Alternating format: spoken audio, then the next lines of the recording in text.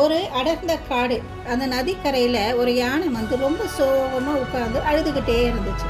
அதோட கண்ணில் இருந்து கண்ணீர் தும்பிக்கை வழியாக அப்படியே கீழே கொட்டுது.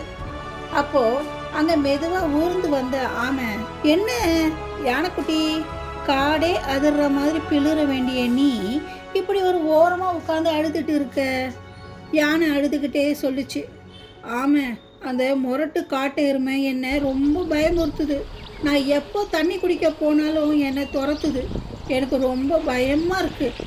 நான் இந்த காட்டை விட்டு எங்காவது ஓடி போயிடலான்னு இருக்கேன் அப்படின்னு சொல்லுது.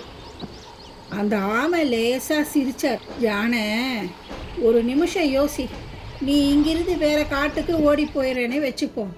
அங்கே ஒரு புலி உன்னை துரத்துனா என்ன பண்ணுவ? அங்கேயும் பயந்து ஓடுவியா? நீ எவ்வளோ தூரம் ஓடினாலும் உன் பயம் உன்னை விடவே விடாது. யானை திகைச்சு போய் ஆமையே பார்த்துச்சு. ஆமை தொடர்ந்தது, பிரச்சனையை பார்த்து பயந்து ஓடுறது தீர்வு கிடையாதுப்பா. அதை எதிர்த்து நீ நிற்கணும்.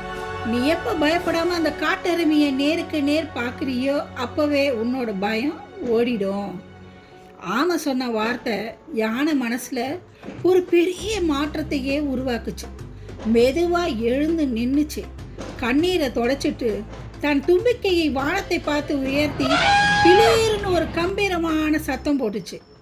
இப்போ யானை கண்ணில் பயம் இல்லை, ஒரு பெரிய தன்னம்பிக்கையே தெரிஞ்சுது. இந்த கதை, வாழ்க்கையில் வர கஷ்டங்களை பார்த்து பயந்து ஓடாதீங்க, அதை எதிர்த்து நின்று போராடுங்க. நீங்கள் எப்போ துணிச்சலாக நிற்கிறீங்களோ அப்போவே பாதி வெற்றி உங்களுக்கு தான். Thank you friends. உங்களுக்கு பிடிச்சா லைக் பண்ணுங்கள்.